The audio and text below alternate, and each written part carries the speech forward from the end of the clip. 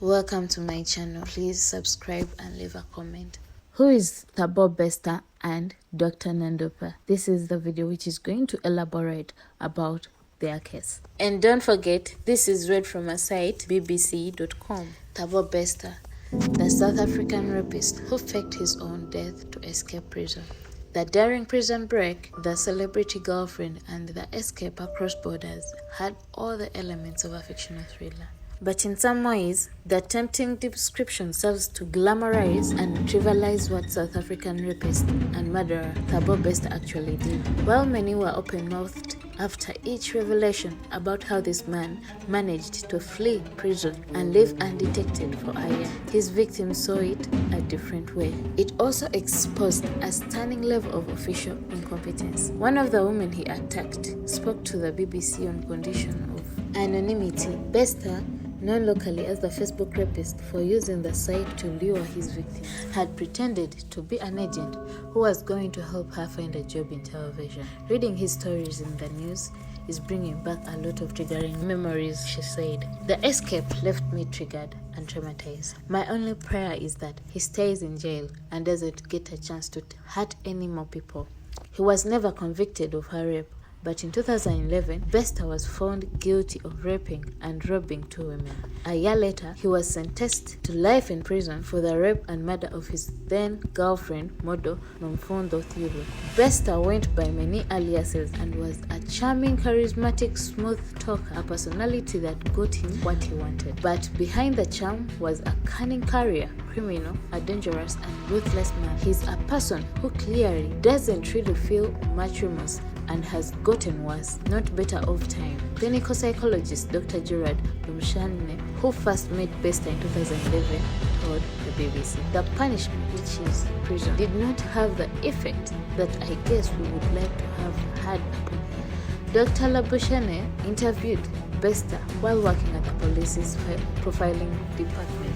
He said that even 12 years ago, Bester showed indications of impression management. He was manipulative, never fully taking responsibility for his crimes, even as he pleaded guilty. After the conviction, many in South Africa forgot about him until the news that the man who once preyed on desperate women, enticing them with promises of job opportunities, was back living among the free. Confirmation of his daring escape made headlines last month. He's gotten worse in terms of criminal behaviors, Dr. Labushe said. There is something with his personality that is very different to the rest of us, and that's never going to change. Last year, in the early hours of 3 May, a fire broke out an isolation cell at the Magwa Correction Center. It was thought that Bester was inside. After frantic attempts to douse the flames, the prison authority notified the police and other officials that the man in the cell was dead and that he had killed himself. The existence of the gruesome child body opened the door to a series of months-long investigations about how this could have happened. These were conducted by the police, the prison's watchdog, as well as one by the firm in charge of running the prison, British multinational security company Trivialise. Ground Up, a South African news agency that focuses on human rights issues, was one of the first to report on the fire at the time, to shine a light on the death. It wanted to try to get answers about how a fire had started in an isolation cell and how a prisoner had been allowed to die. Even when it was believed it was Bester who died in that fire, we covered it because we believed it was an issue of public interest, Roundup editor Nathan Geffen told the BBC. This was supposed to be a maximum security prison, run by one of the world's largest security companies, and yet by their telling, someone managed to kill himself by setting himself alight in the prison, and no proper investigation had been done. A few things did not add up in the weeks that followed the fire. The autopsy report showed that the man in the cell had died from blunt force trauma to the head, not in the fire. His body smelled of accelerant, possibly paraffin, and his lungs was clear with no sign of smoke inhalation. This suggested a dead body had been placed in the cell before the fire. It turned out it was an elaborate ruse to allow Bester to escape that same night dressed in a warder's uniform. The body had been smuggled into the prison in preparation for the breakout, and Bester had conned his way into the isolation cell, which was located near a fire escape. It also happened to be in a part of the prison where CCTV coverage was not the best. He allegedly greased a few palms from warders to camera operators and bought his way out of prison. But it would be months before officials admitted not only that the corpse was not Bester's, but also that they had no idea where the dangerous man was. With no one really looking for him for nearly a year, Bester appeared to be living it up under a new name in the millionaire Johannesburg suburb of Hyde Park. He hid 3 in plain sight with his celebrity girlfriend, 35-year-old Dr. Nandipha Magudumana. She specialized in medically treating things such as skin conditions to improve the way that people look. She had worked for Bester in 2006 when he was an events manager, and then started visiting him in jail in 2017. But Grown Up did not stop asking questions, and it was the first to publish an article on the story complete with photos that included a man who bore a striking resemblance to Bester, out grocery shopping with Dr. Magudumana, her children in tow. It was shared by a fan of the celebrity doctor who was curious about the man she was with, as she did not recognize him as the doctor's husband. Quite frankly, what's happened is depraved, and South Africans should be extremely concerned that Thabo Bester managed to get out in the way that he did, and that G4S ran the prisons so incompletely that this was allowed to happen, said Mr. Geffen. The expose would be the beginning of the end of the pair's separate life. Other local newspapers followed Ground Up's lead, and Bester and his partner went on the run.